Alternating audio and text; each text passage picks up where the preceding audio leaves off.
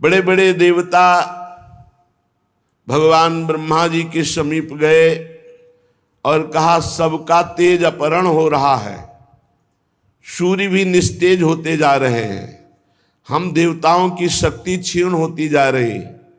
महाराज मुझे पता नहीं कि इसका कारण क्या है, आप कृपा करें। तो ब्रह्मा जी ने बताया चिंता मत करो, ये दिति के गर्भ में विराजमान भगवान के दिव्य पार्षद जय और विजय, वही अमंगलकारी रूप आचरण करने वाले जब प्रकट होने की भावना कश्यप जी ने बताई तो दिति ने रोक लिया। 100 वर्ष हो गए, प्रसव ही नहीं होने दिया। ये सनक सनंदन सनातन सनत कुमार के शाप से जय विजय दिति के गर्भ में विराजमान है। देख लो, भगवत प्रेमी महात्माओं का अपराध करने पर वैकुंठ से भी नीचे पतन हो गया, जो कदापि ऐसा शास्त्रों में नहीं पाया गया। वैकुंठ में प्रवेश पाने के बाद फिर इस जगत में आना नहीं होता। यद्गत्वा न निवर्तन्ते तद्धाम परमम मम, लेकिन धाम में भी भगवत प्रेमी महात्मा का अपराध बन गया तो जय विजय को 3 जन्म के लिए दैत्य भाव असुर भाव से इस भूतल पर आना पड़ा। जब ब्रह्मा जी ने समस्त देवताओं को समझाया कि आप शांत हो जाइए, भगवान श्री हरि सबका मंगल करेंगे, ये और कोई अनिष्ट नहीं है, ये दिति ने अपने गर्भ को अपने तपोबल से 100 वर्ष तक रोक रखा है, तो उन गर्भस्थ तेजों में भगवत पार्षदों के प्रभाव से सबका तेज क्षीण हो रहा है। आप शांत हो करके जाइए, कोई चिंता का विषय नहीं है। ब्रह्मा जी के कहने से अंधकार का कारण जानकर देवताओं की शंका निवृत्ति हुई और वो पुनः अपने अपने स्थान को लौट गए। इधर दिति को अपने पतिदेव के कथनानुसार पुत्रों की ओर से भारी अमंगल की आशंका थी। ये सृष्टि का अमंगल कर देंगे, ये भगवान के विमुख हैं, ये भगवान से वैर करेंगे, ऐसी आशंका से 100 वर्ष हो गए।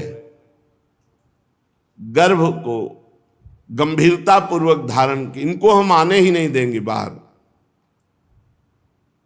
फिर जब कश्यप जी ने आदेश किया ऐसा उचित नहीं है, सब लोगों का वैसे ही अमंगल हो रहा है, पति की आज्ञा का पालन करते हुए उन्होंने जो तपोबल से रोके हुए थी प्रसव किया। यमज पुत्र उत्पन्न हुए, जुड़वे। जेव ही उनका जन्म हुआ, जन्म होते ही स्वर्ग पृथ्वी अंतरिक्ष में भारी उत्पात पैदा होने लगे। पृथ्वी कंपायमान हो गई, दिशाओं में आग लग गई, बिजलियां तड़प कर गिरने लगी, आकाश में अनिष्ट सूचक धूमकेतु पुच्छल तारे प्रकट हो गए, बार बार भारी तूफान उठने लगा, जो वृक्षों को उखाड़कर धूल भरी आंधी, बिजली जोर जोर से चमक रही है, घटाएं सघन रूप धारण करके गर्जना कर रही, सूर्य चंद्र आदि का तेज लुप्त हो गया, कहीं कुछ दिखाई नहीं दे रहा, घोर अंधकार जन्म लेते ही जो दिति के गर्भ में विराजमान है महान तेजस्वी यशस्वी भगवान श्री हरि के पार्षद ही है। बड़ी खलबली मच गई, चंद्रमा के आसपास मंडल बैठने लगे, गीदड़ उल्लुओं की भयानक आवाज, कुत्ते गर्दन उठाकर भूंक रहे हैं, झुंड के झुंड गधे अपने कठोर खुरों से पृथ्वी को खोद रहे, रेक रहे, बड़ा अशुभ। गौएं डर गई, गौओं के दुग्ध की जगह रक्त निकलने लगा, देव मूर्तियां कंपायमान पसीना और आंसू निकलने लगे। शनि राहु आदि क्रूर ग्रह प्रबल होकर बृहस्पति आदि सौम्य ग्रहों को लांघकर वक्र गति से चलने लगे। ऐसा भयंकर उत्पात देखकर केवल सनकादि भयभीत नहीं हुए, क्योंकि उन्हें पता है उन्होंने ही तो शाप दिया है। बकाया सबको ऐसा लगने लगा मानो प्रलय का समय आ गया क्या। सनकादि के सिवा एक बार सबको शंका हुई, क्या सृष्टि के प्रलय का समय आ गया क्या। ऐसा अनिष्ट सूचक उत्पात। अब ये दोनों प्रकट होते ही इनका शरीर इतना बढ़ा कि पूरे आकाश को छू लिया, प्रकट होते ही, क्योंकि 100 वर्ष तो गर्भ में ही रहे। भयंकर पराक्रम, बलशाली, आकाश को घेरे हुए ऐसा शरीर। वो इतने ऊंचे थे कि उनके मुकुट का अग्रभाग स्वर्ग को छू रहा था। मुकुट को आप नहीं देख सकते, इतने ऊंचे थे। उनके छाती और भुजाओं से दिशाएं आच्छादित हो गई। भुजाओं में ऐसी चमक कि दिशाएं प्रकाशित हो रही थी। अब जे भी उन्होंने पृथ्वी पर कदम रखा तो ऐसे भूकंप आ गया, पृथ्वी कांप गई। कश्यप जी ने मंगलाचरण किया। बड़े भारी तपस्वी कश्यप जी हैं। नामकरण संस्कार किया। उनमें से जो दिति के गर्भ में पहले स्थापित हुआ उसका नाम हिरण्यकश्यप, और जो दिति के गर्भ से पहले निकला उसका नाम हिरण्याक्ष। स्थापित हुए हिरण्यकश्यप पहले और प्रकट हुए हिरण्याक्ष, इसलिए बड़े भाई हिरण्याक्ष माने गए।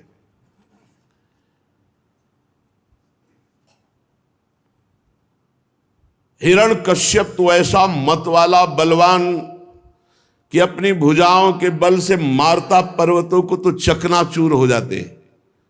लोकपाल थर्रा गए हिरण्यकश्यप का बल देखकर। और हिरण्याक्ष तो हाथ में गदा लेकर के हर लोक में जाके गर्जना करता, कोई सामने नहीं आता हिरण्याक्ष के। पैरों की धमक असह थी। वो पैरों में बड़े बड़े नूपुर पहने, विजय सूचक माला धारण किए, विशाल गदा लिए, जिधर जाता कोई उससे लड़ने वाला ही नहीं। हिरण्याक्ष देवता तो ऐसे डर कर भागते जैसे छोटे बच्चे भेड़िए को देखकर डर के, जैसे गरुण के डर से सांप, ऐसे देवता भयभीत होकर भागते। हिरण्याक्ष ने देखा कि उसके सामने कोई लड़ने वाला ही नहीं, तो हर लोक में जाकर के गर्जना करता। फिर वो गहरे समुद्र में घुस गया और अपनी गदा का प्रहार लहरों पर करता। सब जलचर जीव घबरा गए। अनेक वर्षों तक समुद्र में घूमता रहा, कोई लड़ने वाला ही नहीं मिला हिरण्याक्ष को। बस वायु वेग से तरंग जो उठती उसी पर गदा का प्रहार करता। जल में घूमते घूमते लोकपाल वरुण जी की विभवापुरी जो राजधानी है वरुण लोक की, उसमें प्रवेश किया। जल के स्वामी वरुण जी ने देखा ये बड़ा मतवाला वीर आ रहा है, लड़ना संभव है। हिरण्याक्ष हंसी उड़ाते हुए कहा, महाराज प्रणाम। एक हाथ से संत भगवंत श्री विग्रह इनको निषेध किया गया प्रणाम करना, ऐसे एक हाथ से नहीं, हमारे यहां दोनों हाथ जोड़कर प्रणाम, ये उपहास कहा जाता है। संत या भगवान का श्री विग्रह या जो अपने बड़े गुरुजन हैं उनको ऐसे नहीं किया जाता, उनको हाथ जोड़कर प्रणाम किया। उसने एक हाथ से ऐसे उपहास करते हुए प्रणाम मुद्रा में कहा, महाराज मैं एक भिक्षा मांगता हूं, क्या युद्ध की भिक्षा मिलेगी आपसे? आप बड़े लोकपाल हो, बड़े वीर हो, कीर्तिशाली हो, तो आप अपनी मर्यादा रखने के लिए मुझे एक भिक्षा दोगे? आओ हमसे युद्ध करो। मदोन्मत्त हिरणाक्ष को देखकर वरुण जी को क्रोध तो बहुत आया, और उन्होंने विचार किया है जीता नहीं जा सकता, क्योंकि ये भगवान का पार्षद है, इसे तो केवल भगवान ही जीत सकते हैं, दूसरा नहीं। तो उन्होंने कहा चिंता मत करो, तुम्हारे जैसे रणकुशल वीरों को युद्ध में संतुष्ट करके सारी मनोकामना पूर्ण करने वाले एक महावीर हैं। तुम्हारे जैसे वीर वहां घुटने टेक देते हैं। तुम बड़े वीर हो, पर तुम्हें ज्यादा देर नहीं लगेगी वीर सैया में शयन करने की। तुम जैसे दुष्टों को नियंत्रण करने के लिए वो विविध रूप धारण करते हैं।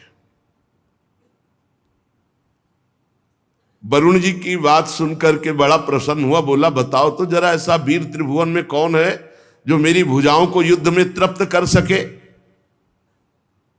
उनका तृप्त नहीं तो उनके हाथ मारा जाएगा। तो उसने कहा तुम बताओ तो, फिर थोड़ी देर में सूचना तुम्हें मिलेगी कौन मारा गया। इतने में देवर्षि नारद जी आ गए। नारद जी ने कहा वीर का तो पता मैं जानता हूं। नारद जी एक ऐसे महात्मा है, चाहे जहां चले जाए, चाहे जिससे मिले सब सम्मान करते हैं। कंस से भी मिलते, कृष्ण से भी मिलते, सबसे कहीं भी चले जाएं। नारद जी एक ऐसे विश्व पूज्य महात्मा है जहां असुरों के यहां भी इनकी पूजा होती है, कोई इनसे द्वेष नहीं करता। सब जानते हैं कि हित की बात बताएंगे। नारद जी ने बड़े हित की बात बताई।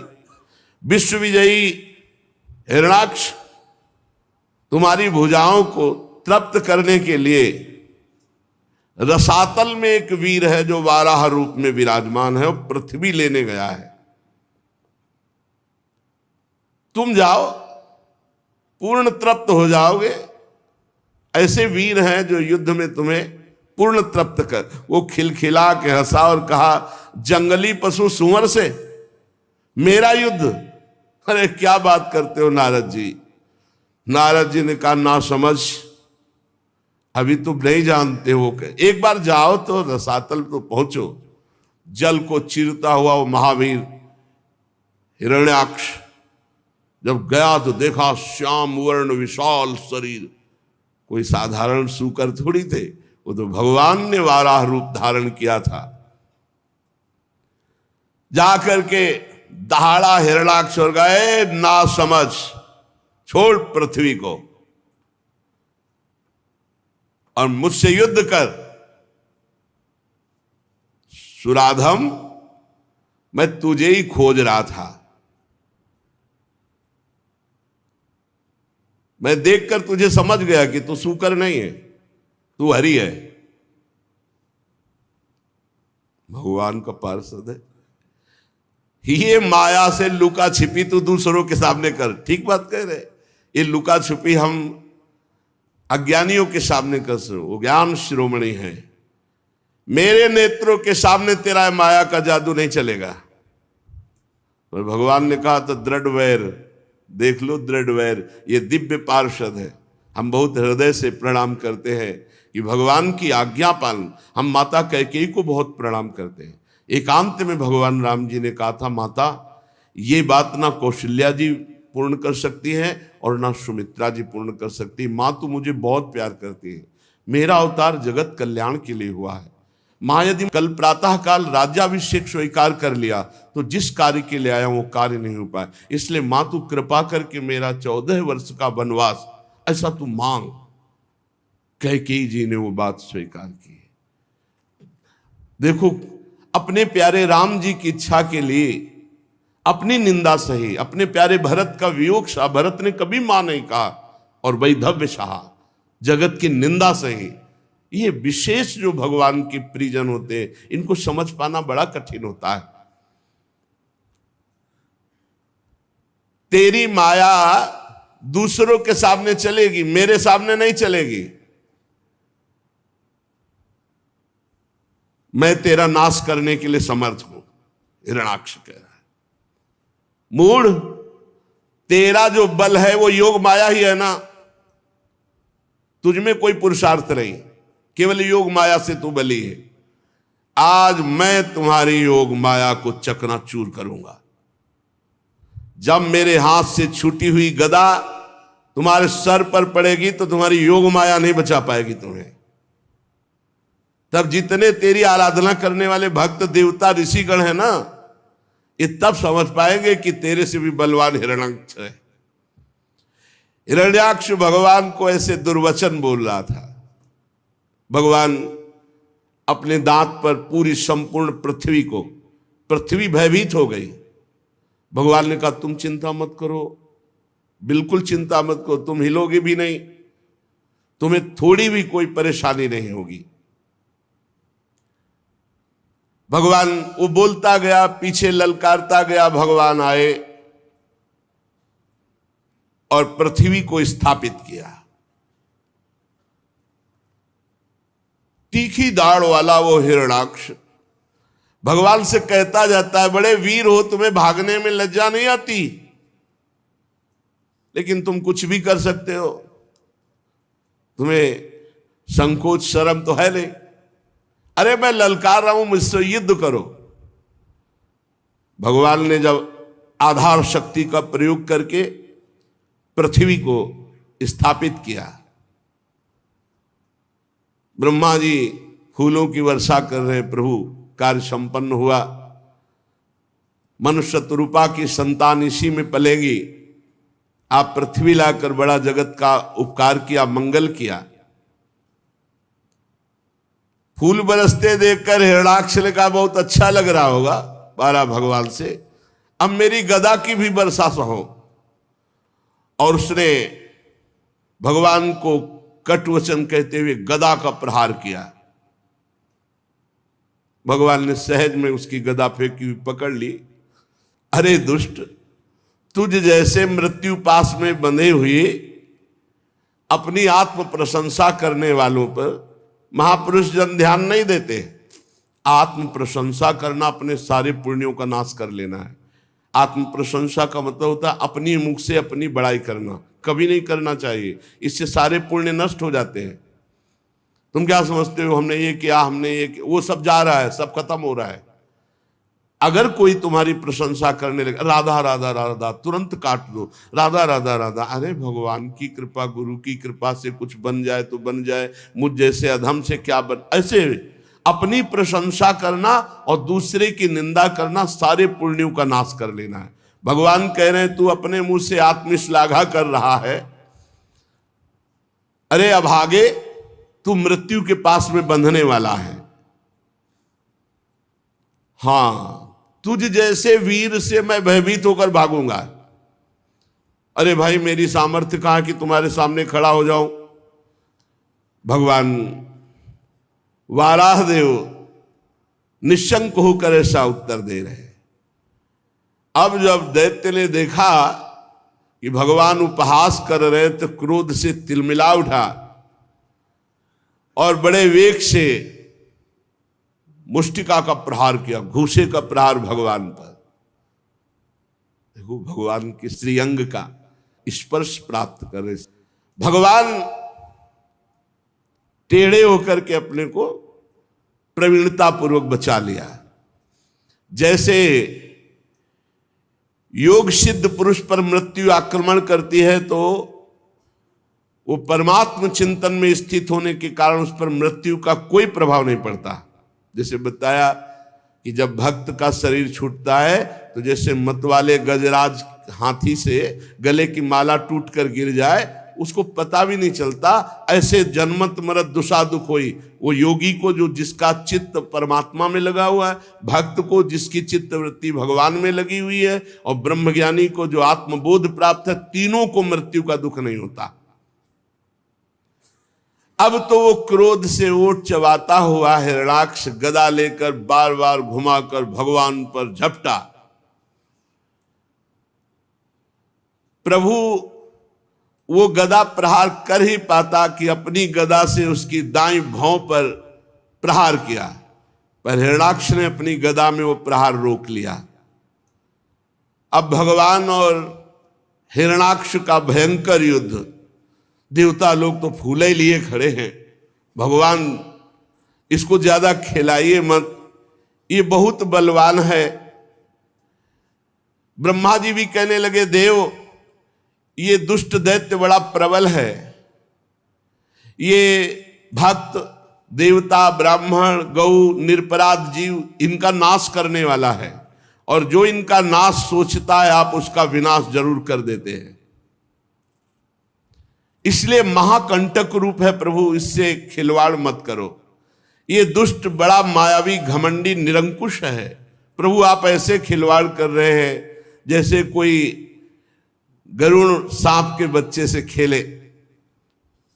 प्रभु आप खिलवाड़ मत करो, हे देव ये महाबलवान है। ब्रह्मा जी के कपट रहित वचन सुनकर भगवान मुस्कुराते हुए कटाक्ष किया कि आप शांत रहिए। झपट करके निर्भय विचरण करने वाले हिरणाक्ष की ठुड्डी पर कौमुदकी गदा से प्रहार किया। हिरणाक्ष ने ऐसी गदा मारी कि गदा भगवान की दूर गिरी जाकर चक्कर काटती हुई, पर हिरणाक्ष रुक गया और कहा और अस्त्र उठाओ, हम युद्ध का धर्म जानने वाले हैं, नियत्थे पर वार नहीं करते। भगवान उसकी इस बात पर मुस्कुरा दिए और कहा बहुत धर्म बुद्धि रखते हो। स्मरण किया अपने पार्षद सुदर्शन चक्र का, गर्जना करते हुए सुदर्शन जी भगवान के हाथ में विराजमान हुए। सुदर्शन चक्र उपस्थित हुआ, भगवान के हाथ में चक्कर लगाने लगा, किंतु फिर भगवान ने विचार किया कि अपने प्रिय पार्षद को अभी और खिलाया जाए। इसलिए सुदर्शन जी को फिर कहा, अच्छा शांत हो जाओ, अंतर ध्यान। सुदर्शन, अरे हम ऐसे भगवान के दास हैं, दिव्य भगवान के पार्षद, ये सब दिव्यास्त्र किनके लिए है? भक्तों की रक्षा, भगवान को अपनी रक्षा करनी है क्या? अरे हम सबकी रक्षा के लिए ही है तो हैं। हिरणाक्ष ने देखा कि कमल दल लोचन हरि ने सुदर्शन को बुलाया और फिर शांत कर दिया, तिलमिला उठा और दांतों से ऊँट चबाने लगा, मानो भगवान को अब भस्मी कर देगा, और उछल कर बोला, ले अब तो नहीं बच सकता। भगवान के ऊपर गदा का प्रहार किया। भगवान ने अपने हाथ से गदा को रोक ली, पुनः वापस फेंक दिया। भगवान सर्वशक्ति संपन्न है। महादैत्य हिरणाक्ष का घमंड बढ़ता जा रहा है और भगवान पर विविध प्रहार कर रहा है। कभी त्रिशूल भगवान पर मारता है, कभी गदा, कभी मुष्टिका का प्रहार, घूंसे का प्रहार करता है। भगवान उसके इन प्रहारों को सह रहे, खिलवाड़ कर रहे हैं। उसने आसुरी माया का जाल प्रकट किया मायापति भगवान पर। भगवान ने सुदर्शन जी को आज्ञा की, माया का नाश कर दो। माया का नाश कर दिया। दीति का हृदय कांप उठा। भगवान ने किसी अस्त्र शस्त्र से हिरणाक्ष को नहीं मारा, उल्टा हाथ से उपेक्षा करते हुए उल्टा हाथ एक जे ही तबाचा मारा, उल्टा चक्कर चक्कर खाता हुआ हिरणाक्ष खून उगलते हुए गिर पड़ा और निष्प्राण हो गया। ब्रह्मा जी, समस्त देवता श्री भगवान पर पुष्पों की वर्षा की। देवता लोग कहने लगे, प्रभु नमस्कार नमस्कार नमस्कार। ये नमस्कार तभी करते हैं जब इनका विरोधी मारा जाता है। बड़े आनंद की बात प्रभु, आपने हम लोगों को बड़ा सुख प्रदान किया हिरणाक्ष का उद्धार करके। वाला भगवान पृथ्वी को स्थापित करके, हिरणाक्ष का उद्धार करके, सब देवताओं से विनती सुनते हुए अंतर्ध्यान हो गए। अब पृथ्वी पाकर के महाराज स्वयंभू मनु बड़े प्रसन्न हुए, क्योंकि इसी से अन्न आदि, जिससे हमारा मनुष्यों का जीवन पोषण होता है और यही संतति की वृद्धि आदि। विदुर जी भगवान के बड़े भक्त हैं, भगवान श्री कृष्ण के अनन्य भक्त हैं। महर्षि द्वैपायन के ये पुत्र हैं, साक्षात धर्म हैं, कृष्ण भक्तों के अनुगामी हैं। तीर्थ सेवन से अंतःकरण पवित्र और हो गया है। अब वो तत्वज्ञानियों में श्रेष्ठ मैत्रेय जी से सर्व पाप नाशकारी भगवान की लीलाओं के विषय में प्रश्न करते हैं। विदुर जी ने कहा, ब्राह्मण आप परोक्ष विषयों को जानने वाले हैं, अतः बताइए कि ब्रह्मा जी ने जब मरीच आदि उन 10 ऋषियों को, सनक, सनंदन, सनातन, सनत कुमार, 4 ये ब्रह्म ऋषियों को और फिर मनु शतरूपा को प्रकट किया, तो इसके बाद सृष्टि आगे कैसे बढ़ी? तब मैत्री जी ने कहा, विदुर जी, ब्रह्मा जी ने तामिस्त, अंध तामिस्त, तम, मोह और महामोह, ये 5 अविद्या उत्पन्न की। ब्रह्मा जी ने सोचा ये तो अज्ञान और अविद्या प्रकट कर दी, तो बड़ा अच्छा नहीं लगा, बड़ा उनको शोक सा हुआ। और उन्होंने अपने जिस शरीर से रचा था, तम, मोह, महामोह, तामिस्त, अंध तामिस्त, ये 5 प्रकार की अविद्या, शरीर को छोड़ दिया। जे ही शरीर को छोड़ा तो उससे यक्ष और राक्षस प्रकट हो गए, छोड़े हुए शरीर से, और वो ब्रह्मा जी को ही खाने के लिए दौड़ पड़े। ब्रह्मा जी भागे, आवाज आती जा रही, खा जाओ, रक्षा मत करो, बड़े भूख से व्याकुल हो। तो ब्रह्मा जी ने, जिन्होंने कहा रक्षा मत करो, उनको राक्षस, खा जाओ असुर और यक्ष, ये नाम दिए। तो यक्षों की, राक्षसों की, असुरों की उत्पत्ति ऐसे हुई। ब्रह्मा जी ने अब संकल्प करके दिव्य तेजों में शरीर धारण किया, उससे 7 देवताओं की उत्पत्ति हुई। और क्रीड़ा करते हुए ब्रह्मा जी ने जो शरीर त्यागा, उससे दिन हुआ, और जिससे राक्षसों की उत्पत्ति हुई थी, उससे रात हुई। दिन रात की उत्पत्ति, यक्ष, असुर, राक्षसों की उत्पत्ति और देवताओं की उत्पत्ति। फिर ब्रह्मा जी के जघन देश से अत्यंत अज्ञानी, कामासक्त, राक्षसी स्वभाव के लोगों की उत्पत्ति हुई। अब वो इतने कामी थे कि ब्रह्मा जी को दौड़ा लिया। ये देखकर ब्रह्मा जी हंसे कि ये निर्लज्ज हमारे पुत्र होकर हमारे पीछे दौड़ रहे हैं, कामासक्त होकर। उन्होंने भगवान का स्मरण किया, भगवान बचाओ, ये सृष्टि रचना है, इसीलिए भगवान का बगीचा है, इसमें हर प्रकार के फूल हैं। भगवान का स्मरण करना पड़ा। जो जघन देश से पैदा हुए वो ब्रह्मा जी के ऊपर काम भाव से भागे।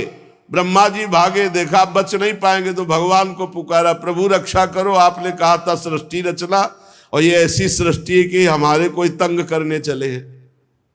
त्राहिमाम त्राहिमाम, ये हमारे ऊपर ही पाप दृष्टि कर लिए, नाथ एकमात्र आप ही बचा सकते हो। ब्रह्मा जी को आतुर देख करके भगवान ने कहा, संकल्प करो, शरीर को छोड़ो ना। संकल्प किया और शरीर को जे भी छोड़ा, तो शरीर एक दिव्य सुंदरी स्त्री के रूप में हो गया, जिसका नाम हुआ संध्या देवी। संध्या देवी, बड़ा सुंदर रूप संध्या देवी का अलौकिक नवीन अवस्था उन काम पीड़ितों ने स्वीकार किया। संध्या देवी को कुबुद्धि दैत्यों ने इस स्त्री रूपणी संध्या के विषय में तरह तरह के तर्क करके फिर आदर पूर्वक उनको स्वीकार किया। संध्या काल में बहुत सावधान, नहीं तो बुद्धि भ्रष्ट हो जाएगी। खान पान भोग सामग्री ये दुनिया का उस समय नहीं, भगवत चिंतन, नहीं तो राक्षसी बुद्धि पैदा हो जाएगी। प्रातःकालीन संध्या, सायंकालीन संध्या, इन दो में तो बहुत सावधान होकर 5 मिनट ही सही नाम जप करे, भगवान सूर्य को प्रणाम करे। उन मूढ़ों ने संध्या को स्त्री समझकर स्वीकार कर लिया और वो पाप स्वभाव के हो गए, पापी। ब्रह्मा जी ने अपनी दिव्य कांति पुनः प्रकट की और हंसे। जब हंसे तो अप्सराओं का प्रादुर्भाव हो गया, चंद्रिका ज्योत्सना का प्रादुर्भाव हो गया, और शरीर जब छोड़ा तो उससे विश्वावसु और गंधर्वों का प्रादुर्भाव हो गया। इसके बाद ब्रह्मा जी ने दूसरा शरीर धारण किया, उससे भूत और पिशाचों को प्रकट किया, जो दिगंबर और दूसरों को कष्ट देने वाले।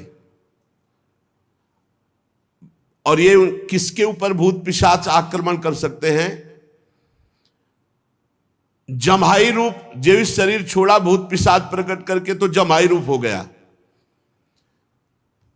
जूठा मुंह और जम्हाई भगवत विमुख, इनके ऊपर प्रेत का, पिशाच का, ये जितने भी अनिष्टकारी हैं इनका आवेश आ जाएगा। जब जम्हाई हो आज से तो राधा राधा राधा, गोस्वामी जी कह रहे राम राम कई जे जमुहाही तिन्हई न पाप पुंज समुहाई। बोले जमुहाई शरीर में भूत प्रेत आवेश का कारण। जब जमुहाई आए तो जरूर नाम, वैसे तो नाम हर समय जब जमुहाई आए तो राधा राधा राधा, जय हो प्रभु आपकी जय, श्यामा श्याम राधा राधा। गोस्वामी जी कह रहे राम राम कहो। निद्रा के समय आचमन करके पवित्र होके सो, नहीं भूत प्रेत पिशाच इनके आगमन का हो सकता है। जूठे मुंह कभी भी मत रहो, कुछ भी खाओ, आचमन करो, पवित्र हो, तब यात्रा करो या बैठो, जो भी। जूठा मुंह, जमुहाई, अपवित्र दशा में नींद लेना, इन्हीं में प्रेतों का आक्रमण हो जाएगा। पिशाच आदि आकर के उन्माद पैदा कर देते हैं, पक्की बात है। सर्वत्र हैं ये भूत प्रेत पिशाच।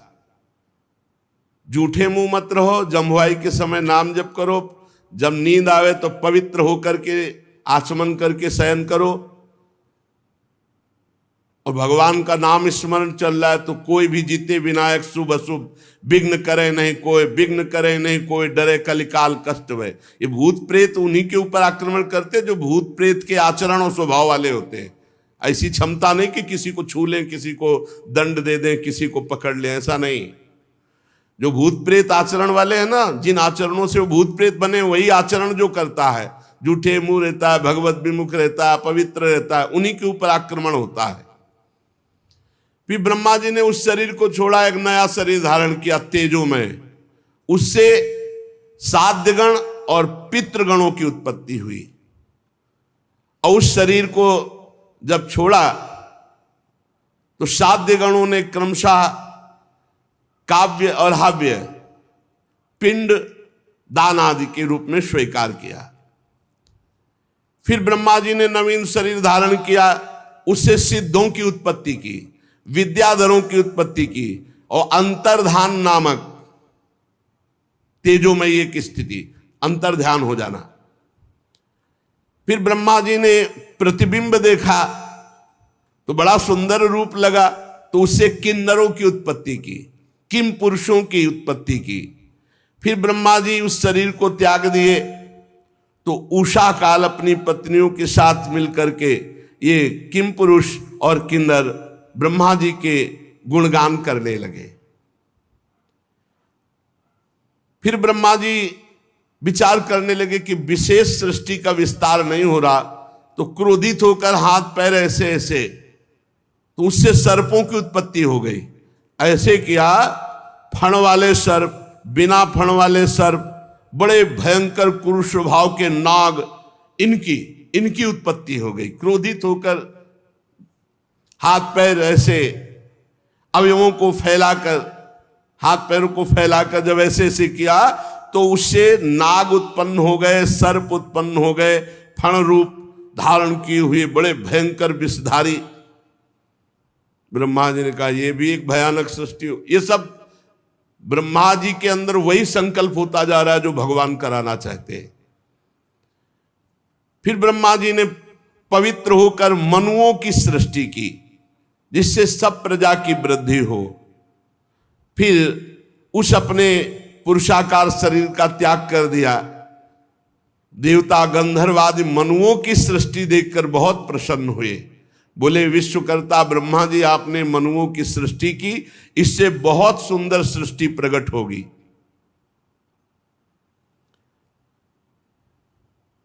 भगवान स्वयंभू मनु का वंश बड़ा आदरणीय माना गया है। इसी से मैथुन धर्म से प्रजा की उत्पत्ति हुई है। विदुर जी ने पूछा, स्वयंभू मनु के पुत्र प्रिव्रत और उत्तानपाद ये बड़े महान हुए हैं।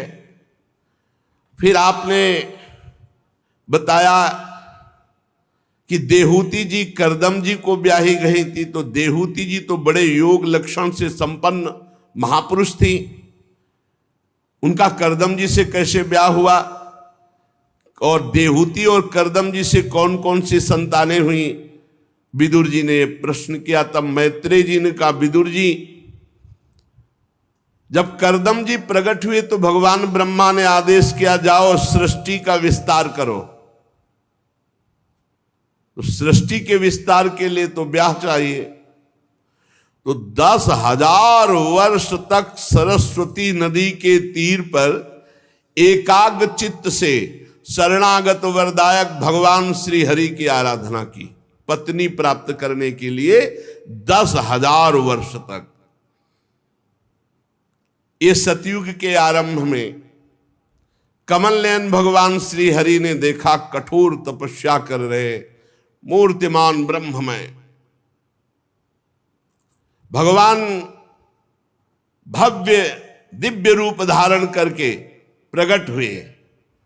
गले में श्वेत कमल कुमुद के फूलों की माला धारण किए, मुख कमल श्याम वर्ण का, नीली नीली अलकावली निर्मल पीतांबर धारण किए, झिलमिलाता हुआ सुवर्ण में मुकुट, कानों में जगमगाते हुए कुंडल, कर कमलों में शंख चक्र गदा पद्म, और उनके एक हाथ में क्रीड़ा के लिए श्वेत कमल लिए हुए प्रभु मधुर मुस्कान भरी चितवन चित्त को जो चुराए लेती है।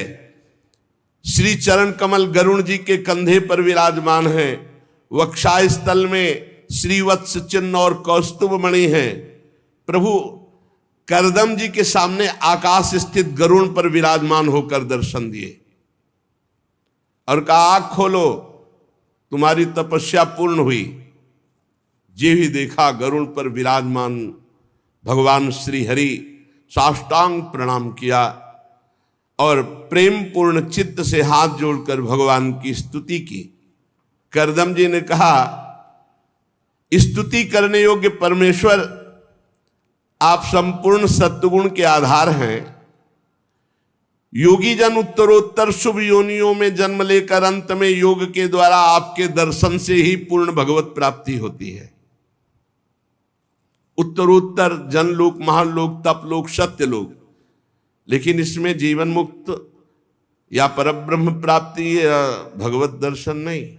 बोले उत्तरोत्तर शुभ लोकों को प्राप्त होकर फिर अंत में आपके दर्शन की आकांक्षा करते तो उनको दर्शन प्राप्ति होती। फिर वो इस संसार समुद्र से पार जाने का एकमात्र उपाय आपके श्री चरण कमल रूपी जहाज है। ये माययाते हत में दशस्त्वत् पादार विंदम भव सिंधु पोतम। इस भव समुद्र का जहाज है भगवान के चरणारविंद। उपासते काम लवायते शाम राशीस कामान निरये पियेषु। जिनकी बुद्धि मारी गई है वे आपके चरणों से विमुख होकर के नारकी पापाचरण करते हैं और नरक भोगते हैं। स्वामिन, जिसने आपके चरण कमलों का आश्रय ले लिया उसके संपूर्ण मनोरथ पूर्ण हो गए। प्रभु, यद्यपि आपका दर्शन बड़ा दुर्लभ है पर मुझे प्राप्त हुआ, पर प्रभु मैं कैसे कहूं कि आपसे क्या मांगना चाहता हूं, क्योंकि बड़ी हंसी की बात होगी आपको प्राप्त करके, आपको न मांग करके मैं आपसे पत्नी मांगता हूं, क्योंकि मेरे पिता ब्रह्मा जी की आज्ञा है सृष्टि विस्तार करो।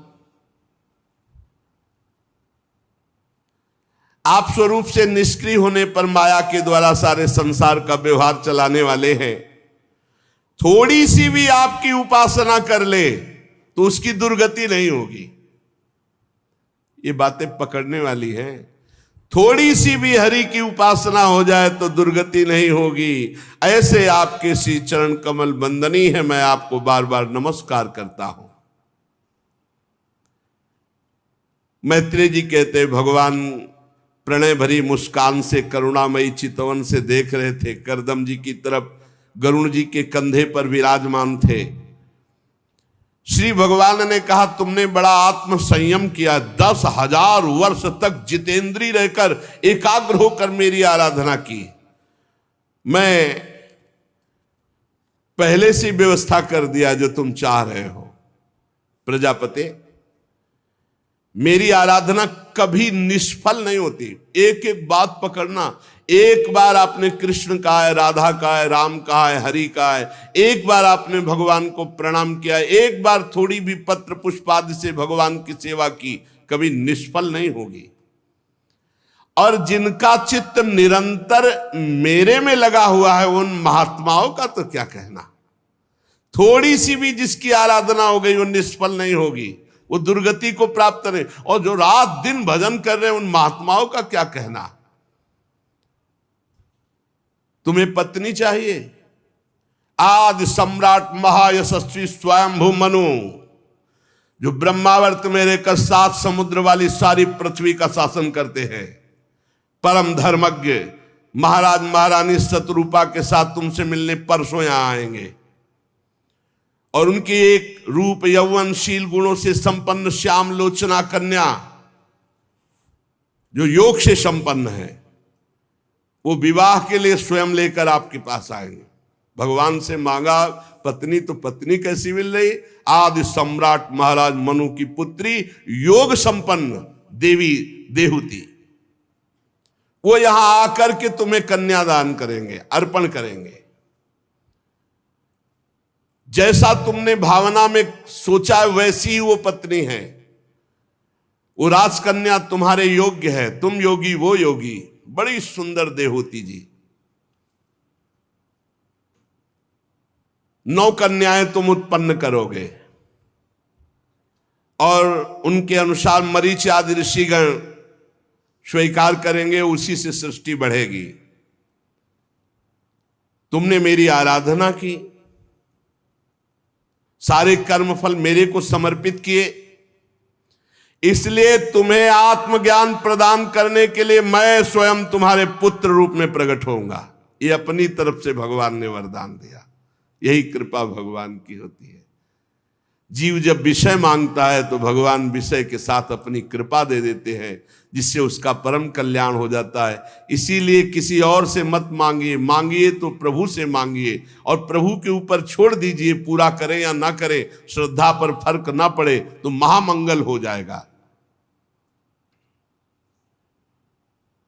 भगवान कह रहे कि मैं स्वयं तुम्हारे यहां पुत्र रूप से अवतरित होऊंगा।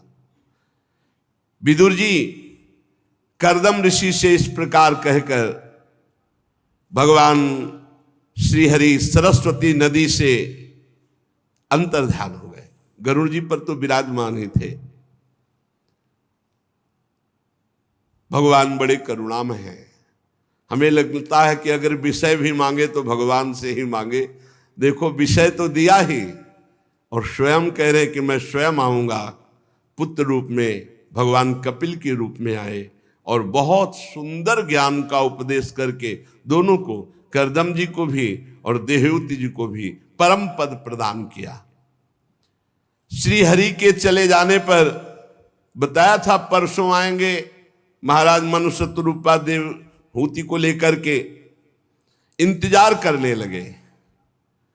मनु जी भी महारानी शतरूपा के साथ सुवर्ण जटित रथ पर सवार होकर अपनी कन्या को बिठा करके विचरते हुए शांति परायण महर्षि कर्दम जी के आश्रम पर पहुंचे। वहीं बिंदु सरोवर बन गया। कब? जब 10,000 वर्ष तपस्या का फल मांगा पत्नी, तो भगवान के आंसू गिर पड़े कि गजब है मेरी प्रचंड माया की लीला कि मैं सामने हूं और मेरे 10,000 वर्ष मेरे को प्रसन्न करने के लिए तप किया और उसका फल मांगा पत्नी। तो जो आंसू की बूंद गिरी उसी से बिंदुसर तीर्थ बन गया।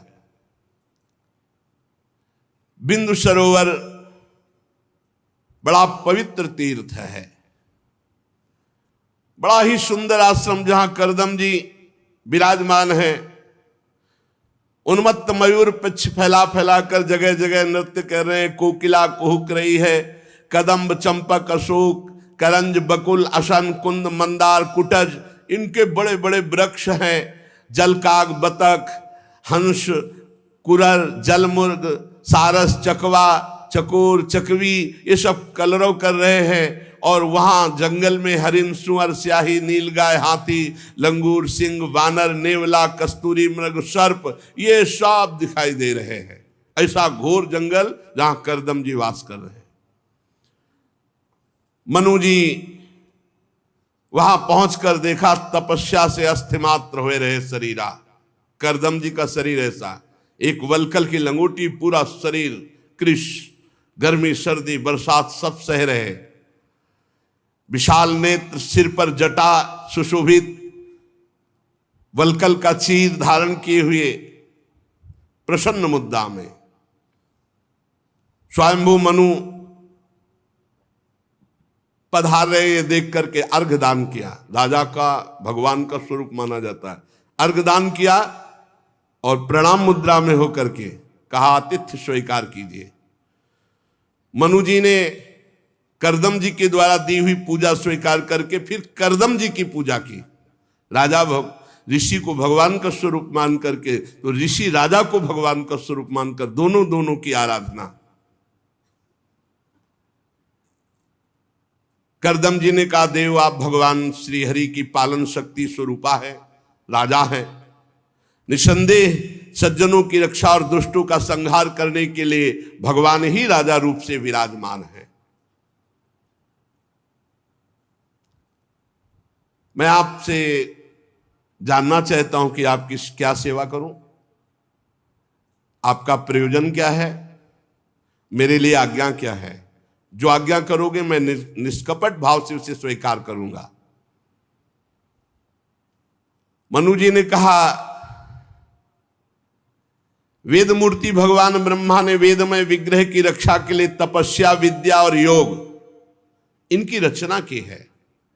जो तपस्या, विद्या और योग से पुष्ट होता है उसी से हम सुरक्षित होते हैं, हम राजा लोग, और हम राजाओं से पूरी प्रजा सुरक्षित होती है, मनु जी महाराज ने कहा।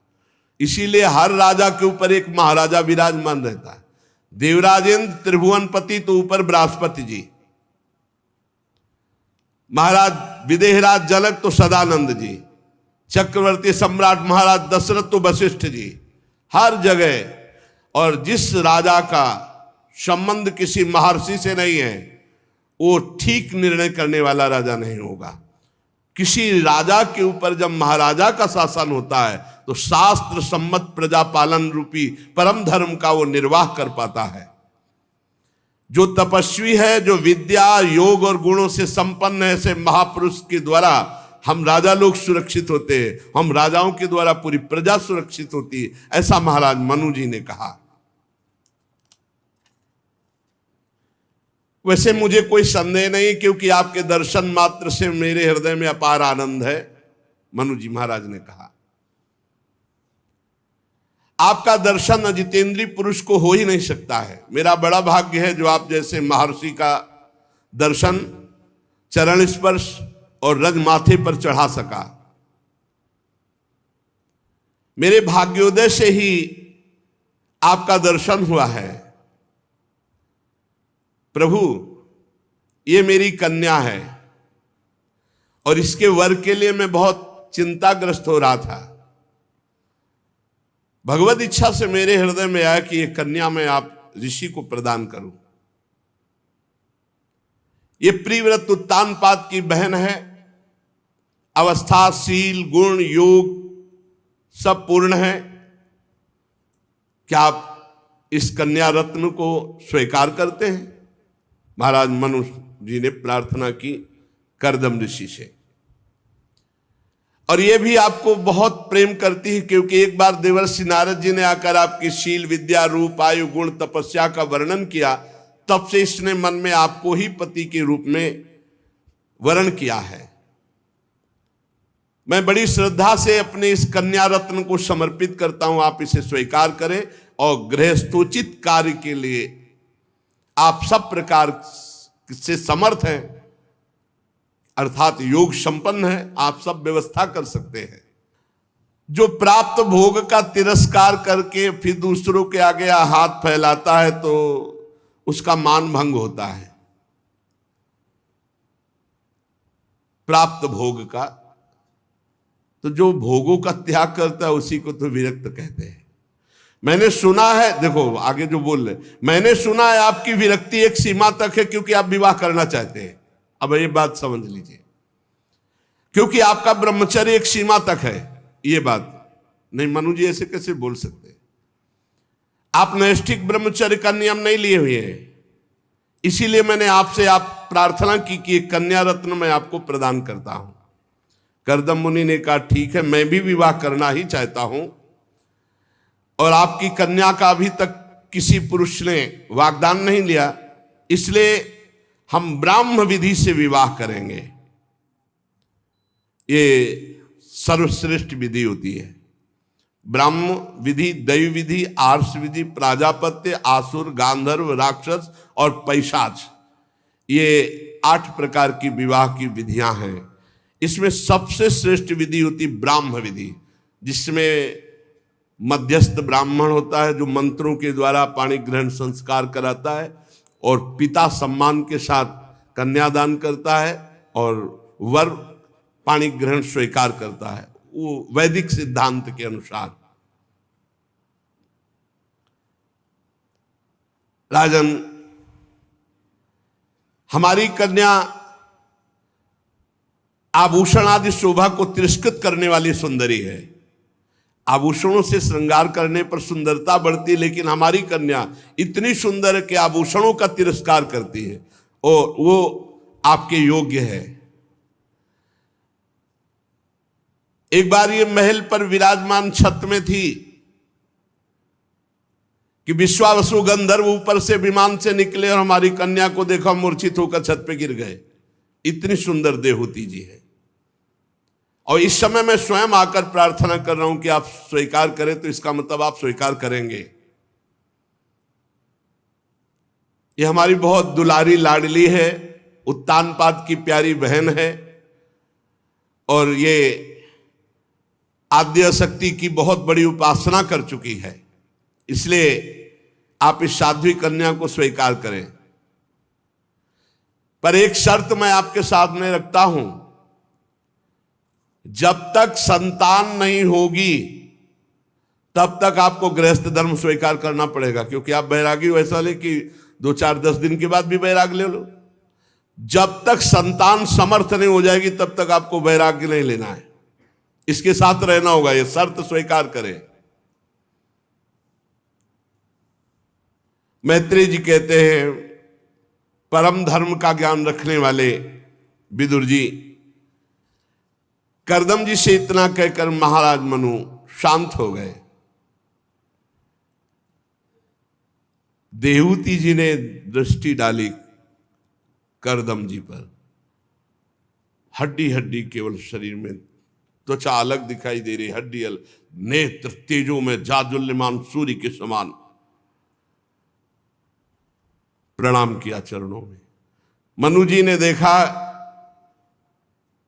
पुत्री की स्वीकृति, फिर शत्रुपा जी की तरफ देखा, उन्होंने स्वीकृति। ऐसे पिता की, माता की और जिसका पाणिक ग्रहण होना, तीनों की सहमति बराबर होनी चाहिए।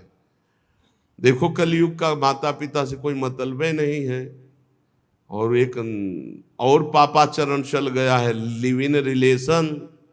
भगवान बचावे, कैसा कलयुग का तूफान चल रहा है कि पवित्रता, धर्म, मर्यादा, इसका कोई मतलब नहीं। कैसी सुंदर पवित्र पद्धति है। फिर उन्होंने करदम जी को भगवान को साक्षी करके गुणवती कन्या का कन्यादान किया। ये बहुत बड़ा दान माना जाता। महारानी शतरूपा ने बेटी और दामाद के लिए जो बहुमूल्य वस्त्र, आभूषण कुछ लाए हुए थे, वो प्रदान किए। कुछ समय तक वहां रहे, फिर जब चले तो बेटी का वियोग ना सह कर सकने के कारण हृदय से लगा करके अश्रुमोचन किया महाराज मनु ने। आंसुओं की झड़ी लग गई। देहूती जी के सिर के बाल भींग गए माता पिता के आंसुओं से। फिर मुनिवर करदम जी से आज्ञा लेकर के रथ पर सवार होकर रानी और सेवकों सहित वो अपनी राजधानी में चले गए। ब्रह्मावर्त राजधानी है महाराज मनु की। सब प्रकार की संपदाओं से भरी हुई ब्रह्मावर्त क्षेत्र में बरहिस्मती, बड़ी संपत्ति। भगवान की भजन में मनु जी हर समय डूबे रहते थे। जीवी नगरी में प्रवेश हुए, सबने स्वागत किया महाराज मनु शतरूपा का। अब भगवान श्री हरि में जिनका चित्त लगा है, करदम जी कोई वार्ता नहीं की देवती जी से, ध्यानस्थ। और नशा चढ़ा हुआ है भजन का, 10,000 वर्ष तक भगवान के ध्यान। और ये भी देखने के लिए इनका कितना पति प्रेम है। साध्वी देवहूति जी करदम जी की सेवा में लग गए। काम, वासना, दंभ, द्वेष, लोभ, पाप, ये तो छू भी नहीं गया था देवहूति जी के अंदर। पवित्र गौरव, संयम, सुस्सा, प्रेम, मधुर भाषण, इनके द्वारा पतिदेव की, और वो निरपेक्ष एकदम, कोई मतलब नहीं देवहूति जी से। देवहूति जी समझती थी कि मेरे पति कौन है, योगी है, इसलिए शांत, कोई चाह नहीं, कोई मांग नहीं, बस सेवा ही सेवा। बहुत समय तक, अब कहां राजकुमारी, कहां ऋषि के पास, तो उनका भी शरीर दुर्बल हो गया। खान पान वहां हलवा पूड़ी थोड़ी रखे, कंदमूल फल ऋषि के पास। और सुना कैसा जंगल, जहां सिंह, भालू, सांप सब। करदम जी बहुत दिनों के बाद दृष्टि डाली देवहूति जी पर, जब उनका भी शरीर ऐसा सूख के हो गया। तब करदम जी बोले, मनुनंदिनी, तुमने आज तक हमसे कुछ कहा नहीं, केवल सेवा ही करती रही। शरीरधारियों को शरीर बहुत प्रिय है, आपने सुखा दिया मेरी सेवा में। इतना सुंदर शरीर, तुमने कोई क्षीण होने की परवाह नहीं की। मैंने देख लिया कि तुम्हारे अंदर कोई कामना नहीं, पर धर्म का पालन करना है। अब तुम देखो मेरी तपस्या, समाधि और उपासना के प्राप्त हुए तेज का स्वरूप। मुझे जो विभूतियां प्राप्त हुई हैं उनका तुम तेज देखो। अब मैं तुम्हें दिव्य दृष्टि प्रदान करूंगा कि मैं कौन हूं, तुम मुझे जान जाओ। ये जब देख लिया सेवा में पूर्ण समर्पित, कोई कामना नहीं, तब कहा अभी तक तुम करदम को ऋषि स्वरूप में जो देखती रही हो, अभी तो देखा नहीं, मुझे जाना नहीं। आज मैं दिव्य दृष्टि प्रदान करता हूं, देखो मैं कौन हूं। त्रिभुवन में कोई ऐसा पद और कोई ऐसा भोग नहीं है जो मैं तुम्हें प्रदान न कर सकूं। अब मैं तुम्हें वो सब भोग प्रदान करूंगा जो चक्रवर्ती सम्राट के पास भी नहीं है। करदम जी समस्त योग विद्याओं में कुशल प्रवीण सिद्ध महापुरुष। देहूती जी ने कहा, स्वामी मैं जानती हूं मेरे स्वामी कितने समर्थ हैं, मुझे अपने स्वामी के सुख के अलावा कोई आकांक्षा नहीं। ये धर्म पत्नी का स्वरूप है, अपने प्रिय पति की प्रसन्नता के अलावा कोई आकांक्षा नहीं। आप जिसमें प्रसन्न है उसी में मैं प्रसन्न हूं।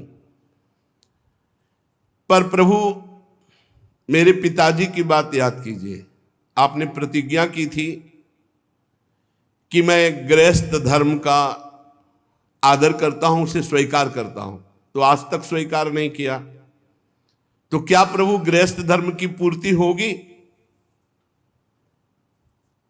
जो हमारा गृहस्थ धर्म का लाभ है, क्या हमें संतान प्राप्त होगी? करदम जी ने कहा अवश्य। तो बोले प्रभु शरीर तो योग्य ही नहीं है, आपकी भी शरीर अस्थिमात्र और इधर भी शरीर सूख गया है, ना भवन है, वृक्ष के नीचे रह रहे। प्रभु क्या ऐसे गृहस्थी होती है? देवती जी ने प्रश्न किया। करदम मुनि ने मुस्कुरा करके कहा, अच्छा तो तुम हमारी गृहस्थी देखना चाहती हो? इशारा किया, 9 खंड का विमान जैसे 9 लोक हो, ऐसे विमान की रचना हो गई, उड़ेगा जहां चाहेंगे। 9 लोक हो ऐसा विमान, ऐसा नहीं कि कोई छोटा मोटा 10-5 लोग बैठ जाएं ऐसा विमान। 9 खंड का विमान, मानो 9 लोक हो और वो उड़ेगा। और विश्व में कोई यहां से लेकर ब्रह्मलोक तक ऐसा भोग नहीं जो उन 9 खंडों में ना हो। अत्यंत सुंदर रत्न, अत्यंत सुंदर वस्त्र धारण किए हुए लाखों करोड़ों दासियां मणि के खंभों से सुशोभित, और हर खंड में हर ऋतु, इतना बड़ा खंड, कहीं वर्षा हो रही, कहीं शरद, कहीं शिशिर, हर ये देखो करदम जी का जितनी दिव्य सामग्रियां, वो सब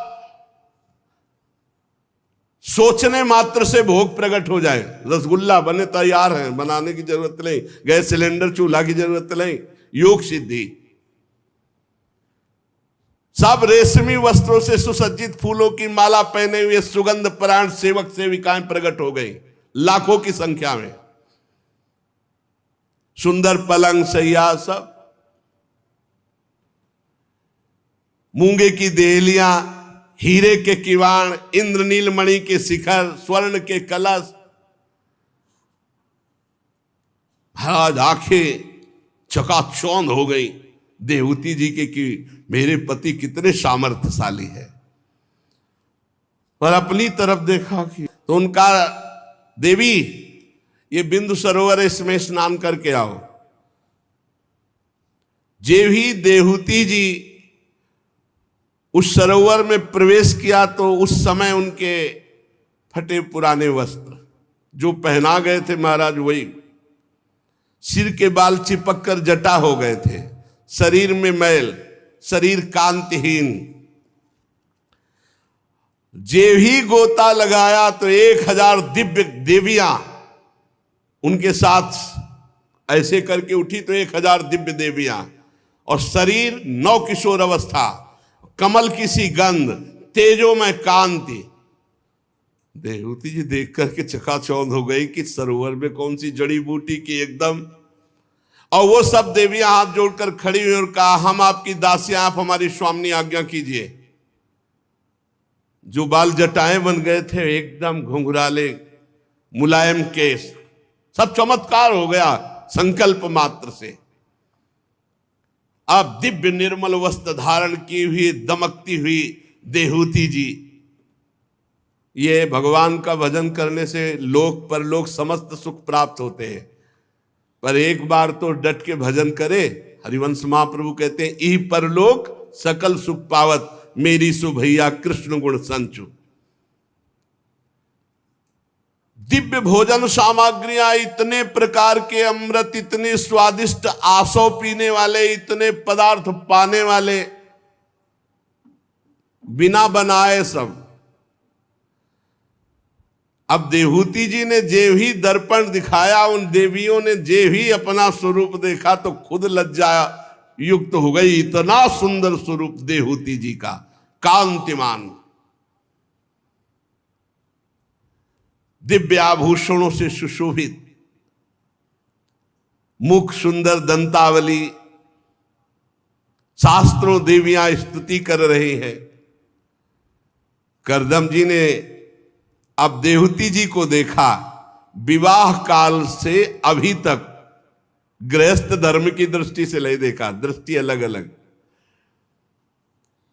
बड़े प्रेम से हाथ पकड़कर विमान पर चढ़ाया और करदम जी ने 9 रूप धारण किए अपने। अगर भगवान की आराधना तो फिर संसार का भी जो सुख है ना, वो सब प्रसादे सर्व दुखा नाम हानि रस्य उपजयते। जैसे ऐसे बर्फी खाओ और राधा वल्लभ जी को भोग लगा के पाओ तो प्रसाद हो गई, वो प्रसाद दुख का। अब ये सब प्रसाद है। चढ़ गए विमान पर, चल पड़ा विमान नौखंड का। कुबेर की घाटियां, इंद्र की घाटियां, कामदेव की शीतल मंद सुगंध वायु, सब आकाश गंगा, पाताल गंगा, जहां मनावे वहां घाटियों पे, विमान पे 9 रूप धारण करके बड़े बड़े सिद्ध गणों के विमान आसपास विनय करते हुए जा रहे हैं। करदम जी का विमान वैश्रम्भक, सुरसन, नंदन, पुष्पभद्र, चैत्र थे देवताओं के उद्यान में। विदुर जी, ये भगवान के भवभयहारी पवित्र चरणों का आश्रय लेने का फल है।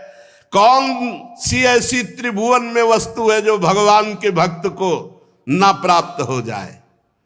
महायोगी करदम जी ने सारे भूमंडल में, सारे द्वीपों में, सारे लोकों में अपनी प्रिया को घुमाया। देहूती जी को कहा, चलो आज ब्रह्मलोक चलते हैं, आज महालोक चलते हैं, आज सुरसन वन, आज नंदन वन, आनंद मच रहा है। भजन का फल है। भजन नहीं करोगे तो लोक पर लोक सब बिगड़ जाएगा। भजन जरूरी है। 9 रूपों में देहूती जी के साथ नौखंड के विमान में बहुत वर्षों तक भ्रमण करता रहा विमान। पेट्रोल डीजल की जरूरत नहीं, संकल्प से चल रहा है। विमान में न ड्राइवर है और न पेट्रोल डीजल की जरूरत है। बोले चलो ब्रह्मलोक, पहुंच गया ब्रह्मलोक, अमुक घाटी, वहां पहुंच गया। ऐसे, और खतरा कुछ है नहीं कि अगर विमान बीच में फेल हो गया तो सब नष्ट हो जाएगा। नहीं, बहुत सुंदर व्यवस्था भगवान की। इसलिए भजन कर लो, घाटा तो है ही नहीं भजन करने में। भगवान न प्राप्त हुए तो ऐसा वैभव प्राप्त होगा, ऐसा भजन प्राप्त होगा कि अगले जन्म में भगवान प्राप्त हो जाएंगे। नामे भक्ता प्रणश्यति, थोड़ा भी भजन करने वाले का नाश नहीं हो सकता। इसलिए मान लो राधा राधा राधा, कृष्ण कृष्ण कृष्ण। कामदेव और रति भी ललचाए, ऐसी व्यवस्था थी उन विमान में। कामदेव और रति भी ललचाए, ऐसी व्यवस्था थी। कितने वर्ष तक विहार हुआ? सैकड़ों वर्षों तक। 10,000 वर्ष तो तपस्या किए हैं, तो अगर 10,000 वर्ष विहार करे तो कौन सी बड़ी बात है।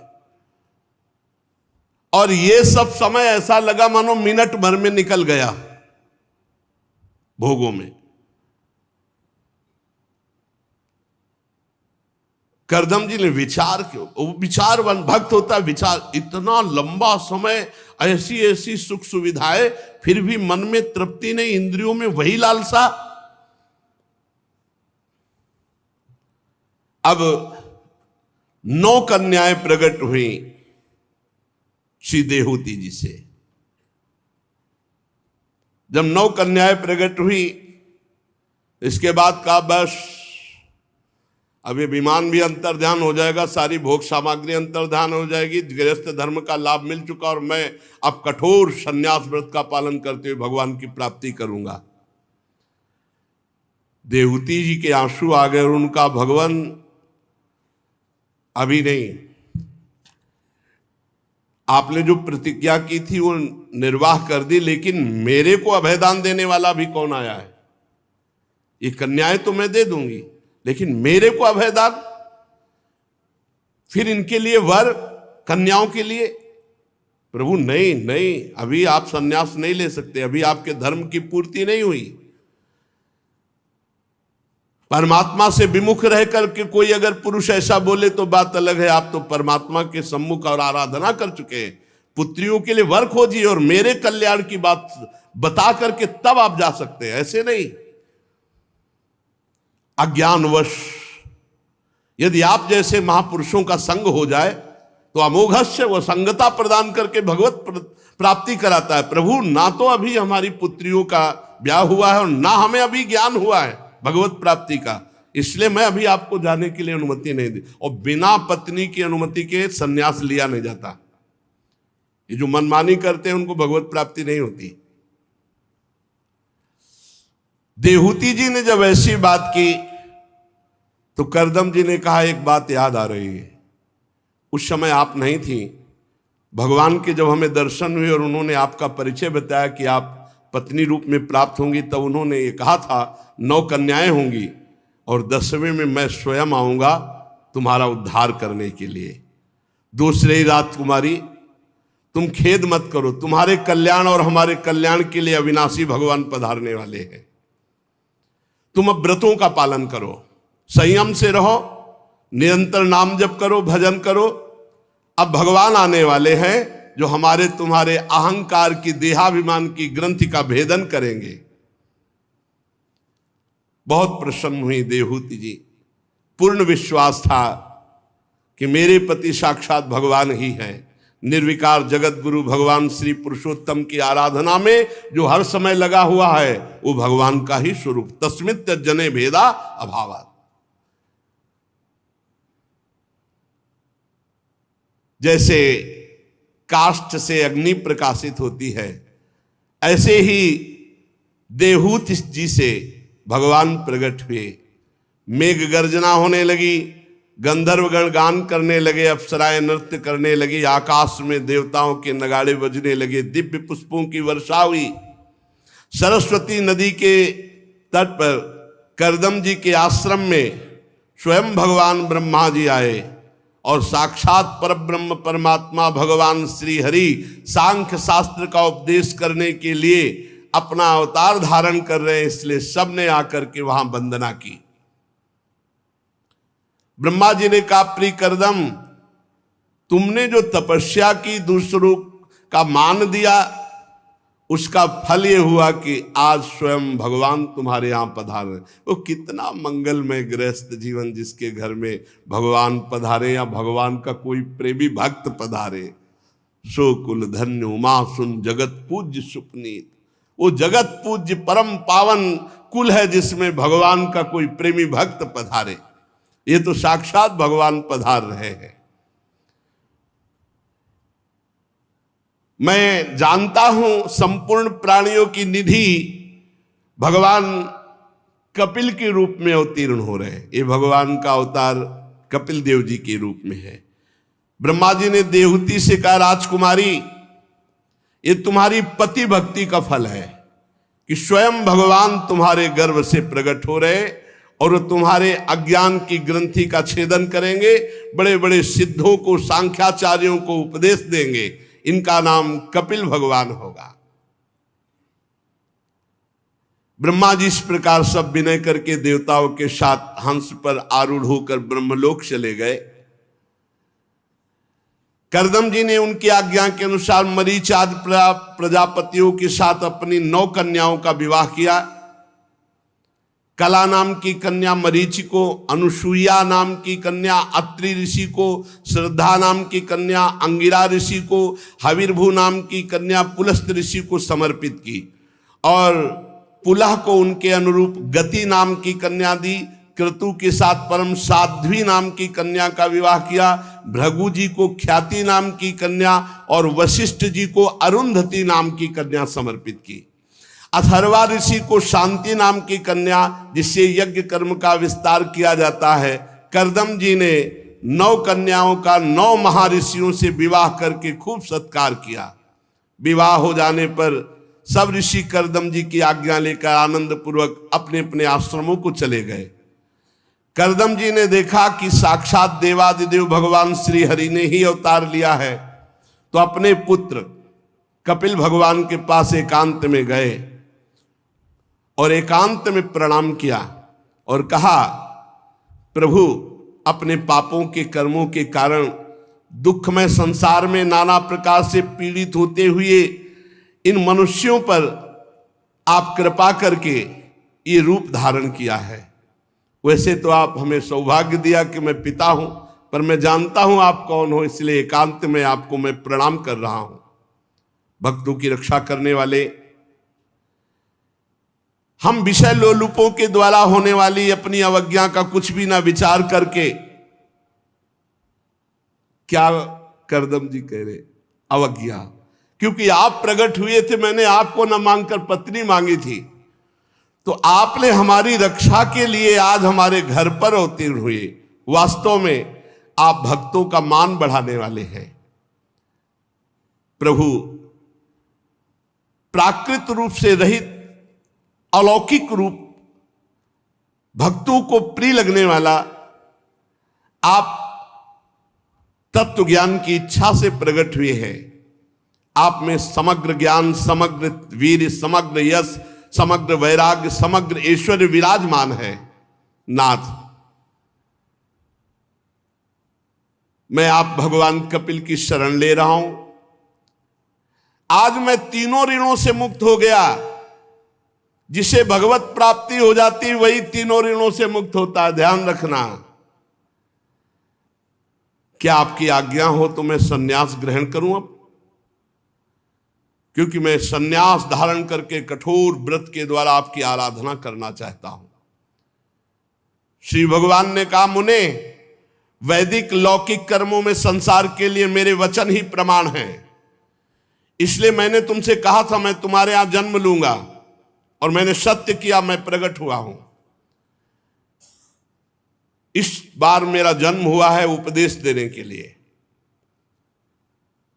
मैं जीवन मुक्त, स्थूल सूक्ष्म कारण तीनों शरीरों से रहित आत्मानुभव, सांख्य शास्त्र, आत्मज्ञान का सूक्ष्म मार्ग जो लुप्त हो गया है, उसे वर्णन करने के लिए, स्थापित करने के लिए मैं प्रकट हुआ हूं। जाओ, मैं आज्ञा देता हूं।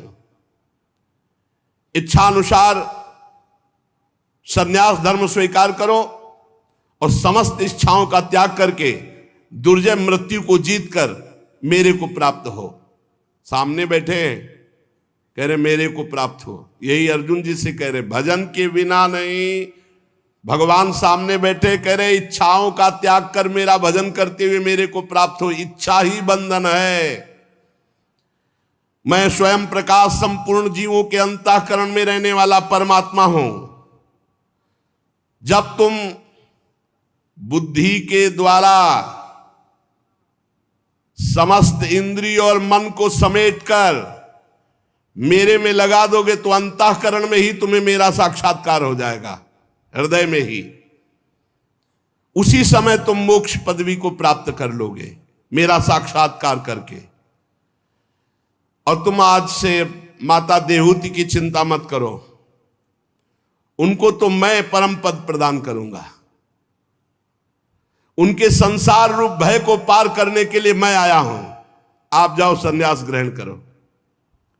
भगवान कपिल के इस प्रकार कहने पर प्रजापति कर्दम जी ने भगवान कपिल देव जी की 4 परिक्रमा की, प्रणाम किया और उसी समय कठोर सन्यास का व्रत लेकर के निकल पड़े। अहिंसा में सन्यास धर्म का पालन करते हुए एकमात्र भगवान की शरण में होकर मौन हो गए। समस्त अग्नियों का त्याग कर दिया, समस्त कर्म फलों का त्याग कर दिया। निसंग जड़वत ये स्थिति, जैसे भगवान ऋषभदेव कार्य कारण से अतीत सत्वादि गुणों के प्रकाशक निर्गुण अनन्य भक्ति से प्रत्यक्ष होने वाले परब्रह्म परमात्मा का कपिल भगवान के रूप में जो प्रकट हुए थे, साक्षात्कार कर लिया। वाणी से मौन, शरीर से निस्संग, कर्म और कर्म फल भगवत समर्पित, जड़वत एकमात्र भगवान के चिंतन में। तो जो भगवान पुत्र रूप में अवतरित हुए थे उन्हीं का साक्षात्कार कर लिया। परब्रह्ममयी स्थिति श्री करदम जी की, अहंकार ममता सुख दुख आदि द्वंद्वों से छूटकर भेद का नाश करके अपने स्वरूप में अभेद स्थिति, जो भगवान वही स्थिति, अभेद स्थिति को प्राप्त होकर जैसे शांत लहरों वाला समुद्र, ऐसे करदम जी भगवान को प्राप्त हुए। परम पद की स्थिति में करदम जी महाराज स्थित, ये भगवान की कृपा से। भगवान अजन्मा है, अपने भक्तों के लिए वो जन्म लेते हैं। योगी प्रवर पुरुष श्रेष्ठ भगवान कपिल जी की अद्भुत कीर्ति है। विदुर जी जैसे आत्मज्ञान विषय का आपने प्रश्न किया, ऐसे ही माता देवती जी ने भगवान कपिल देव जी से प्रश्न किया। जब देखा कि करदम जी तो संन्यास लेकर चले गए, उनका तो काम हो गया, अब मेरा काम बनाने के लिए तो प्रभु स्वयं आए हुए हैं। तो जिस दिन शांत मुद्रा में भगवान कपिल देव जी विराजमान थे, उनके समीप पहुंच करके देहूति जी ने कहा, भूमन प्रभो, मैं जानती हूं आप मेरे पुत्र नहीं हो, पुत्र बनने की लीला किए हो, आप जगत पिता हो, स्वयं भगवान हो। प्रभु मैं इन दुष्ट इंद्रियों से भोग भोग करके छक गई, ऊब गई, पर ये नहीं मान रही। यही बात है। निर्विणा नितराम भूमन नसिनेन्द्रिय तर्षणात् एन संभाव्य माने न प्रपन्नांधम तमः प्रभु।